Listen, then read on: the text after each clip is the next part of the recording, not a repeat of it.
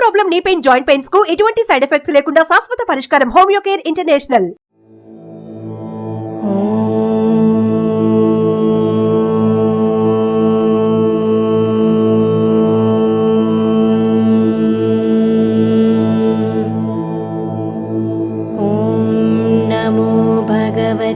तस्मै यता यता चिदात्मकं पुरुषाय बीजाय परिष्यापि धीमहि यस्मिन् इदं यताश्चेतं त्यनेदं यः इदं स्वयं यस्मात् प्रशाम च परस्थं प्रपद्ये स्वयंभुवम् ये स्वत्मनीदं निजमायाव अर्पितं क्वचित् विभातं क्वचित् तत्तिरोत्थितम् अविद्यादृक्साक्षयुभ्यं ततीक्षस्तया आत्मा मूलो अवतु मां प्रपद्ये कालेन पञ्चत्वमेतेषु कृत्सानसौ लोकेषु बलेषु च सर्वहेतु तमस्तथा असित् गहनं गभीरं यस्तस्य परेऽपि विर्जाते विभू नायस्य देवा ऋषया पदं विदुचन्तु पुनः को अर्हति गन्तुमिरीतुम् यदा न तस्य अकुरीतिभिविचष्टातो धूर्त्या अनुक्रमसामर्वातु यदा त्रिक्षोशवयस्य पदं सुमङ्गलं विमुक्तसङ्गामुनयसु साधवा चरन्त्यलोकावृतमवरणं वने पूतनां भूताश्रित्सा मे गतिः न विद्यते यस्य च जन्म कर्म वा नानामरूपे गुणदोषायमेव तदापि लोकाप्ययः सम्भव्यय सम्माव्यय तन्युन्कालमृच्छन्ति तस्मै नमः परेशाय ब्रह्मणे अनन्तशक्ताय अरूप्योरूपाय नमः आश्चर्यकर्मणे नामात्मप्रदीपाय साक्षिणे परमात्मने नमो गिरां विदुराय मनसाक्षिस्तामपि नमात्मा प्रदीपाय साक्षिणे परमात्मने नमो गिरां विदुरूप्य मनसाक्षिस्तम् अपि सात्वेन प्रतिलभायै नैष्कर्म्येन विपश्चिताः नमा कैवल्यानदया निर्वाणशोकसंविदेः सात्वेन प्रतिलभयाय नैष्कर्म्येन विपश्चितेः नमा कैवल्यानदया निर्वाणसुखसंविदेः नमः सन्ताय घोराय मुदाय गुणधर्मिणे निर्विशेषाय संज्ञाय नमो ज्ञानगणयश्च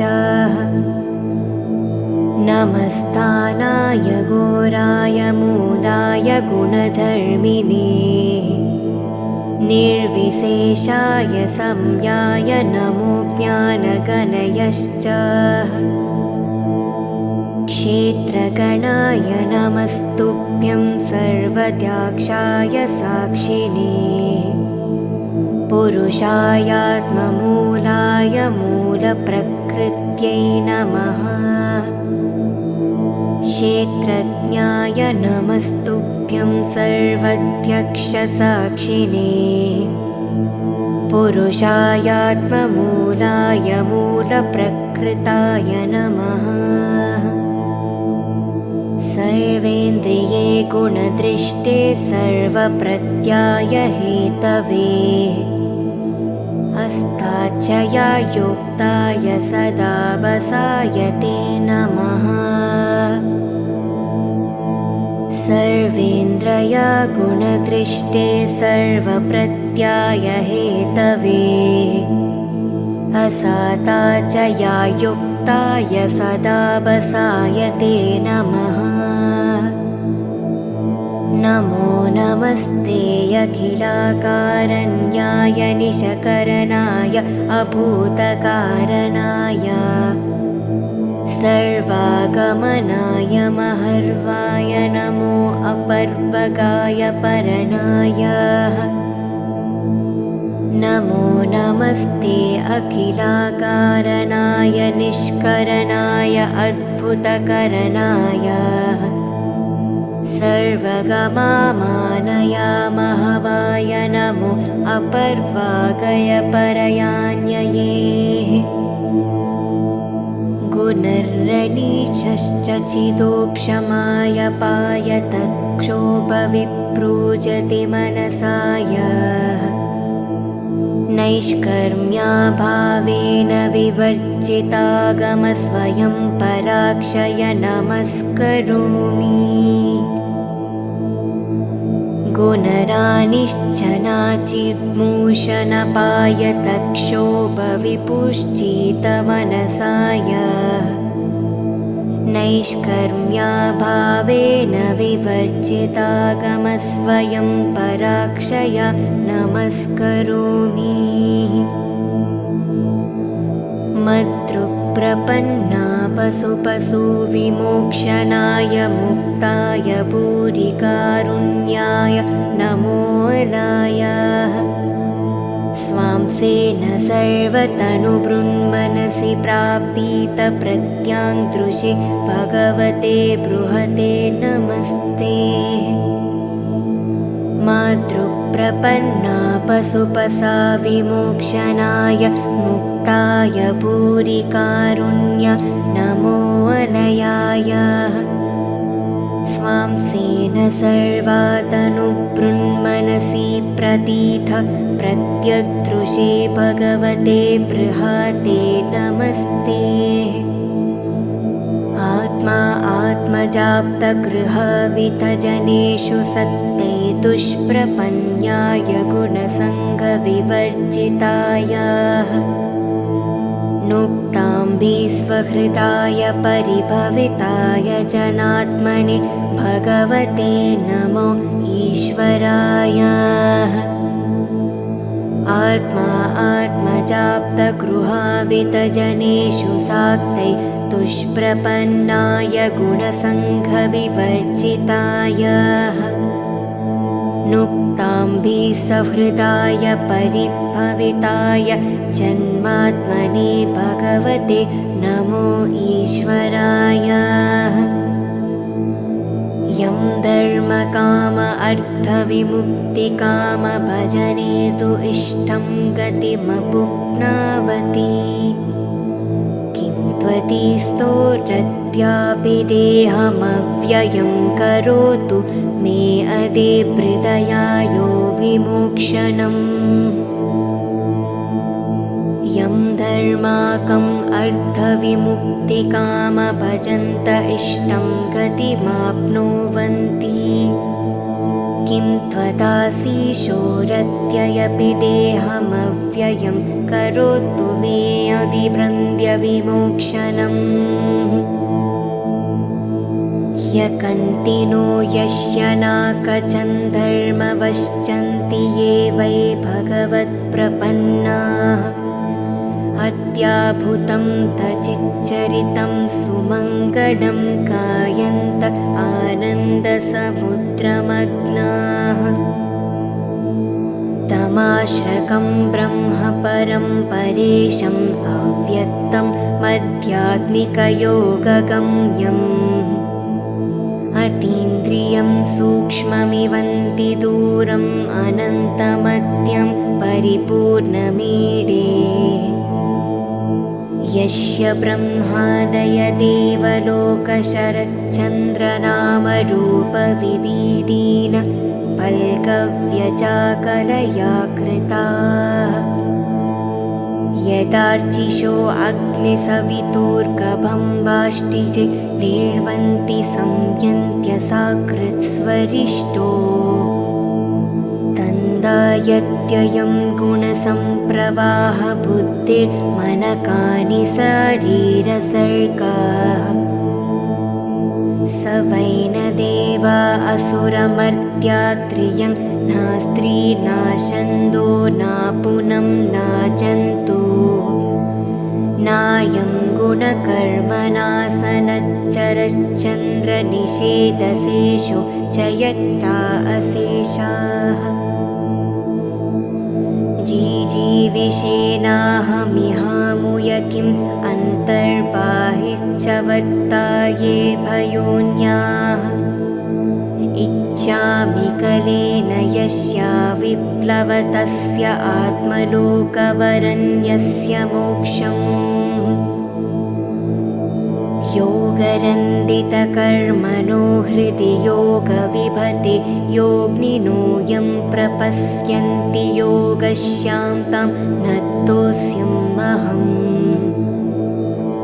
नमो नमस्तुभ्यं असयस्य वेदाशक्तितरयाय अखिलन्दिगुणयाः प्रपन्ना परया द्रुहन्ता शक्तया खदित्रियं नयं वप्यवात्मने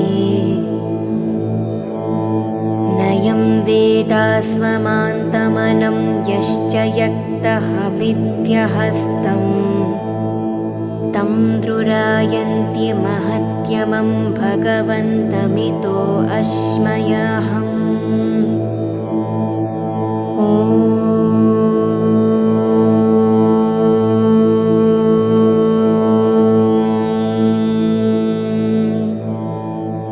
शान्ति शान्ति शान्तिः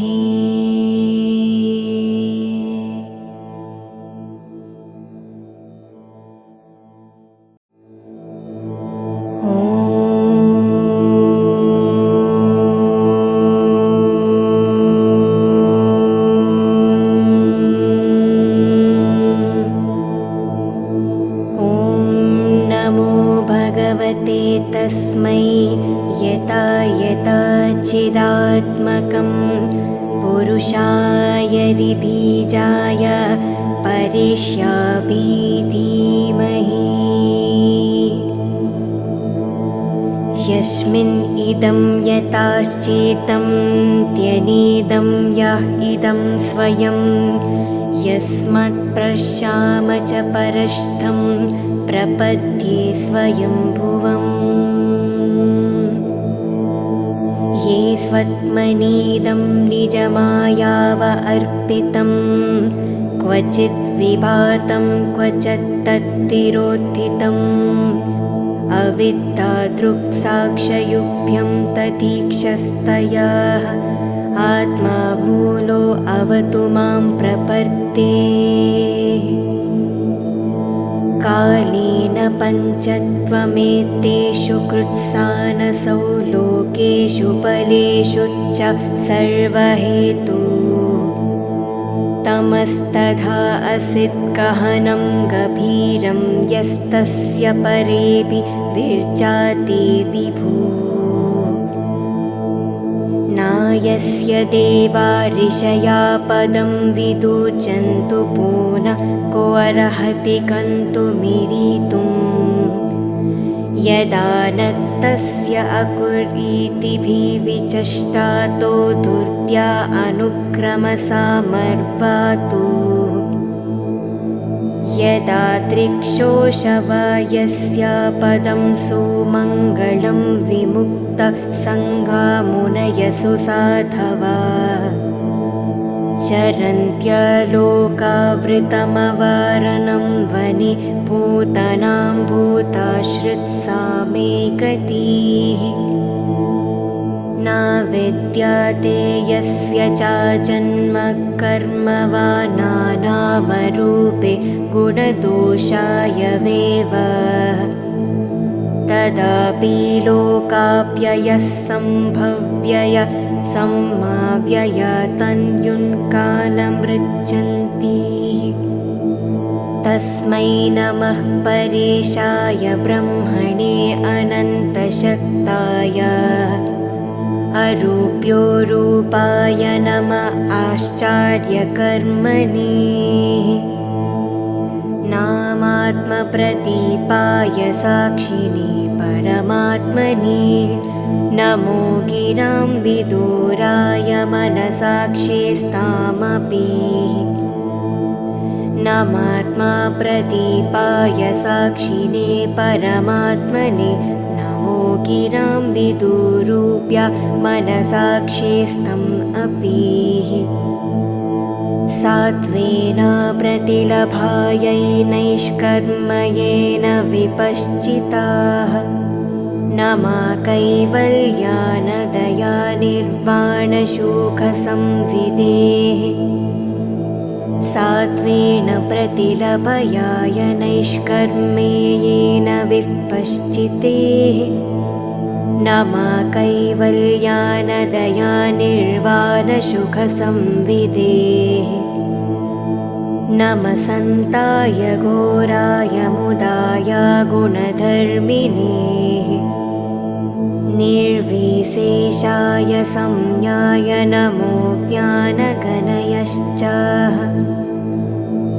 नमस्तानाय घोराय मुदाय गुणधर्मिणे निर्विशेषाय संज्ञाय नमो ज्ञानगणयश्च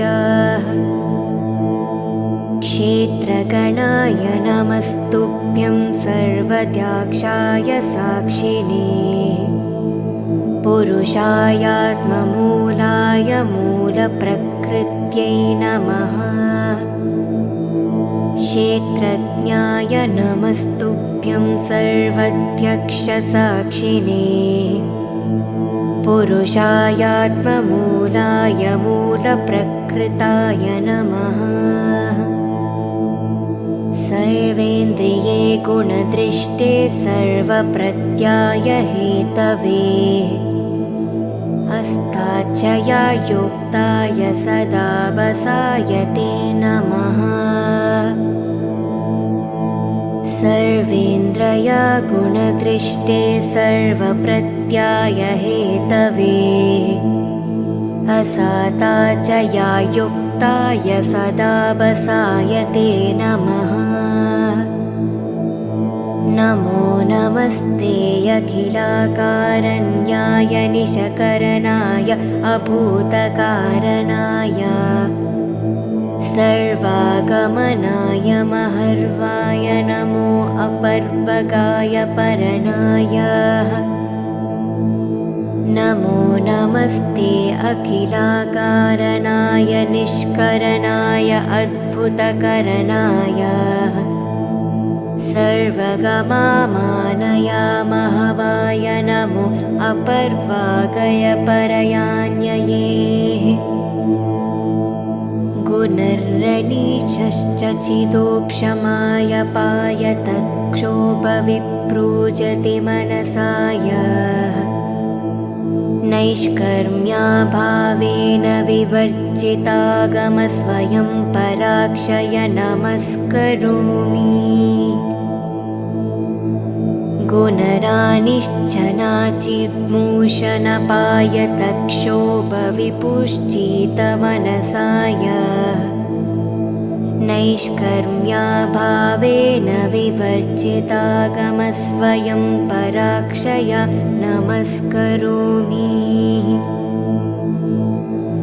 मद्रुप्रपन्ना पशुविमोक्षणाय मुक्ताय भूरिकारुण्याय नमोऽलाय स्वांसेन सर्वतनुबृन्मनसि प्राप्तितप्रत्याङ्दृशे भगवते बृहते नमस्ते मातृप्राणानां प्रपन्ना पशुपसा विमोक्षणाय मुक्ताय भूरिकारुण्य नमो अनयाय स्वां सेन सर्वातनुबृन्मनसि प्रतीथ प्रत्यग्दृशे भगवते बृहते नमस्ते आत्मा आत्मजाप्तगृहवितजनेषु सक्ते दुष्प्रपन्याय गुणसङ्गविवर्जिताय नुक्ताम्बि स्वहृदाय परिभविताय जनात्मने भगवते नमो ईश्वराय आत्मा आत्मजाप्तगृहावितजनेषु साक्ते दुष्प्रपन्नाय गुणसङ्घविवर्जिताय नुक्ताम्बि सहृदाय परिभविताय जन्मात्मने भगवते नमो ईश्वराय यं धर्मकाम अर्थविमुक्तिकाम भजने तु इष्टं गतिमपुप्नावति किं त्वदीस्तोरत्यापि देहमव्ययं करोतु मे अदे हृदयायो विमोक्षणम् यं धर्माकम् अर्थविमुक्तिकाम भजन्त इष्टं गतिमाप्नुवन्ति किं त्वदाशीशोरत्ययपि देहमव्ययं करोतु मे अधिभृन्द्यविमोक्षणम् ह्यकन्तिनो यस्य नाकचं धर्मवश्चन्ति ये वै भगवत्प्रपन्नाः अत्याभूतं तचिच्चरितं सुमङ्गलं गायन्त आनन्दसमुद्रमग्नाः तमाश्रकं ब्रह्म परं परेशम् अव्यक्तं मध्यात्मिकयोगगम्यम् अतीन्द्रियं सूक्ष्ममिवन्ति दूरम् अनन्तमत्यं परिपूर्णमीडे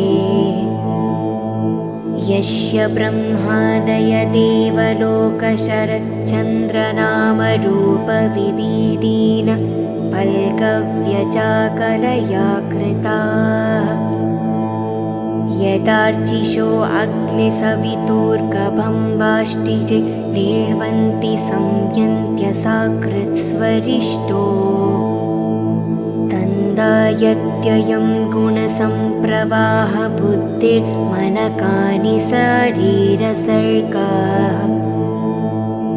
स वै न देवा असुरमर्त्यात्रियं न स्त्री न छन्दो न पुनं न जन्तु नायं गुणकर्मणासनच्चरच्चन्द्रनिषेधशेषो जयत्ता अशेषाः जीजीविषेणाहमिहामुय किम् अन्तर्बाहिश्च वर्ताये भयोन्याः इच्छामि कलेन यस्या विप्लवतस्य आत्मलोकवरण्यस्य मोक्षम् योगरन्दितकर्मणो हृदि योगविभते योगिनो यं प्रपश्यन्ति योगस्यां तं नतोऽस्म्यहम् नमो नमस्तुभ्यं असयस्य वेदाशक्तितरयाय अखिलन्दिगुणयाः प्रपन्ना परया द्रुहन्ता शक्तया खदित्रियं नयं वप्यवात्मने नयं वेदास्वमान्तमनं यश्च यक्तहमित्यहस्तम् तं द्रुरायन्ति महत्यमं भगवन्तमितो अस्मयहम्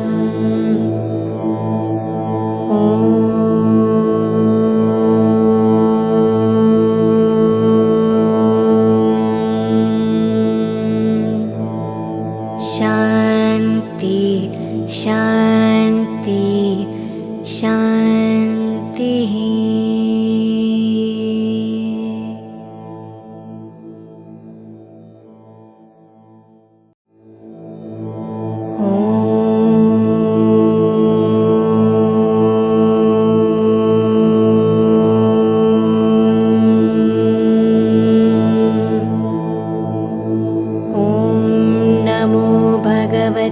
तस्मै यता यता चिदात्मकं पुरुषाय बीजाय परिष्यापि धीमहि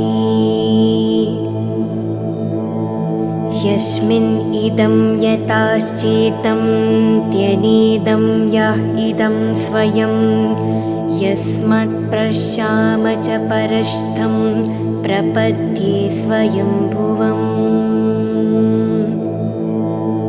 ये स्वत्मनीदं निजमायाव अर्पितं क्वचित् विभातं क्वचित् तत्तिरोत्थितम् अविद्यादृक्साक्षयुभ्यं ततीक्षस्तया आत्मा मूलो अवतु मां प्रपद्ये कालेन पञ्चत्वमेतेषु कृत्सानसौ लोकेषु बलेषु च सर्वहेतु तमस्तथा असित् गहनं गभीरं यस्तस्य परेऽपि विर्जाते विभू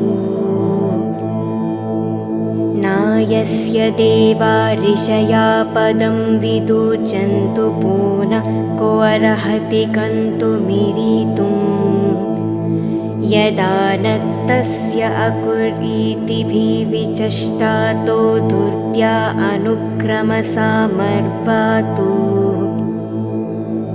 यदा त्रिक्षोशवयस्य पदं सुमङ्गलं विमुक्तसङ्गामुनयसु साधवा चरन्त्यलोकावृतमवरणं वनि पूतनां भूताश्रित्सा मे गतिः न विद्यते यस्य च जन्म कर्म वा नानामरूपे गुणदोषायमेव तदापि लोकाप्ययः सम्भव्यय सम्माव्यय तन्युन्कालमृच्छन्ति तस्मै नमः परेशाय ब्रह्मणे अनन्तशक्ताय अरूप्यो रूपाय नमः आश्चर्यकर्मणे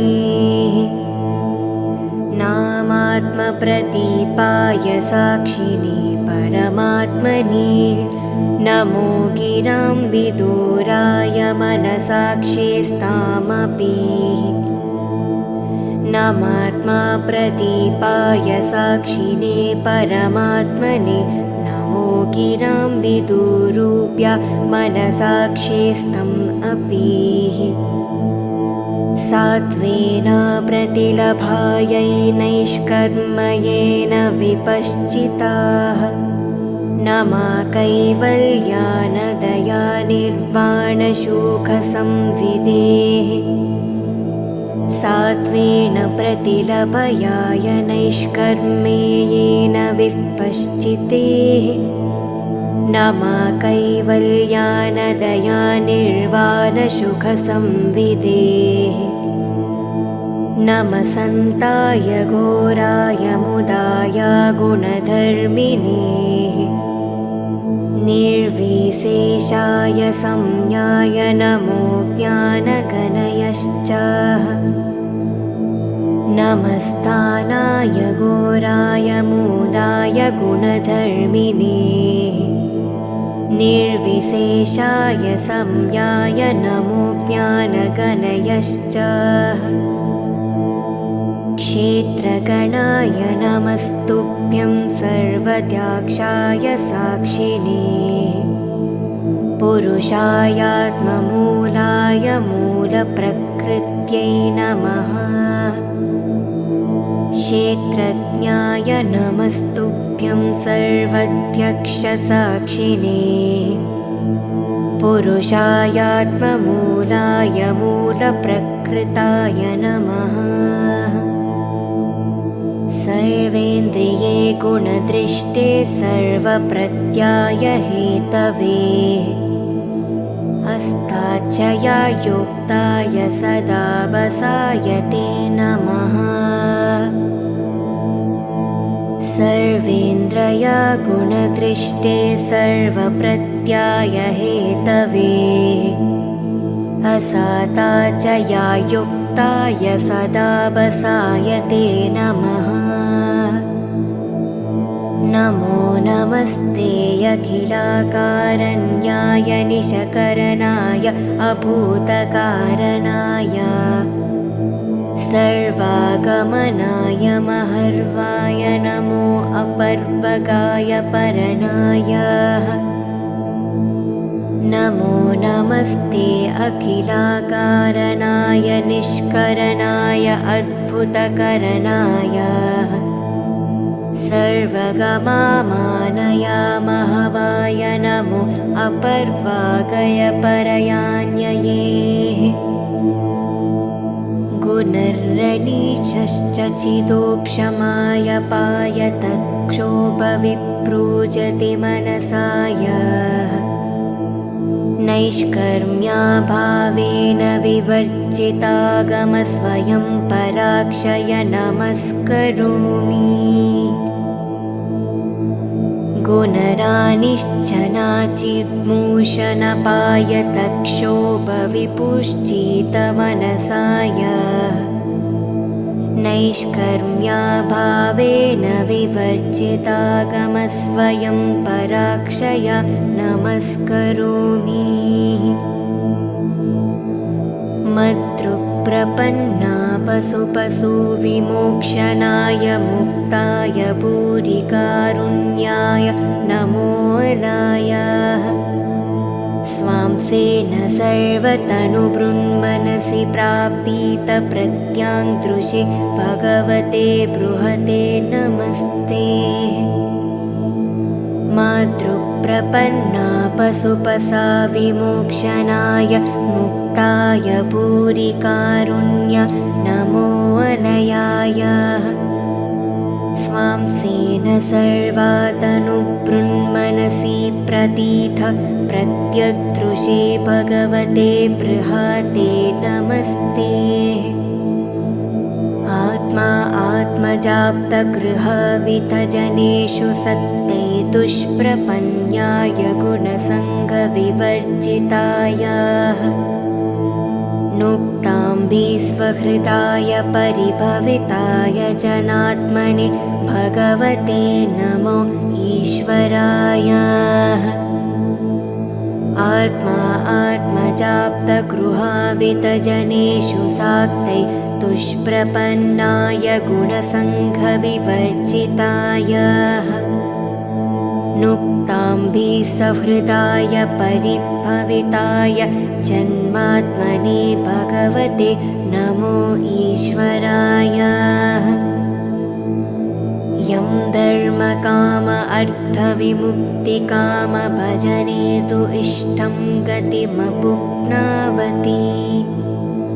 किं त्वदीस्तोरत्यापि देहमव्ययं करोतु मे अदेहृदयायो विमोक्षणम्। यं धर्माकम् अर्थविमुक्तिकाम भजन्त इष्टं गतिमाप्नुवन्ति। किं त्वदाशीशोरत्ययपि देहमव्ययं करोतु मे अधिभृन्द्यविमोक्षणम्। ह्यकन्तिनो यस्य नाकचन्धर्मवश्चन्ति ये वै भगवत्प्रपन्नाः अत्याभूतं तचिच्चरितं सुमङ्गलं गायन्त आनन्दसमुद्रमग्नाः। तमाश्रकं ब्रह्म परं परेशम् अव्यक्तं मध्यात्मिकयोगगम्यम्। अतीन्द्रियं सूक्ष्ममिवन्ति दूरम् अनन्तमत्यं परिपूर्णमीडे यस्य ब्रह्मादय देवलोकशरच्चन्द्रनामरूपविभीदीन पल्कव्यचाकलया कृता यदार्चिषो अग्निसवितुर्गभम्बाष्टिजे निर्वन्ति संयन्त्य साकृत्स्वरिष्टो तन्दायत्ययं गुणसम्प्रवाह बुद्धिर्मनकानि शरीरसर्गाः स वै न देवा असुरमर्त्या त्रियं नास्त्री नाशन्दो नापुनं नाजन्तु नायं गुणकर्मणासनच्चरच्चन्द्रनिषेधशेषो जयत्ता अशेषाः जीजीविषेणाहमिहामुय किम् अन्तर्बाहिश्च वर्ताये भयोन्याः इच्छामि कलेन यस्या विप्लवतस्य आत्मलोकवरण्यस्य मोक्षम् योगरन्दितकर्मणो हृदि योगविभते योगिनो यं प्रपश्यन्ति योगस्यां तं नतोऽस्म्यहम् नमो नमस्तुभ्यं असयस्य वेदाशक्तितरयाय अखिलन्दिगुणयाः प्रपन्ना परया द्रुहन्ता शक्तया खदित्रियं नयं वप्यवात्मने नयं वेदास्वमान्तमनं यश्च यक्तः विद्यहस्तम् तं द्रुरायन्ति महत्यमं भगवन्तमितो अस्मयहम् ॐ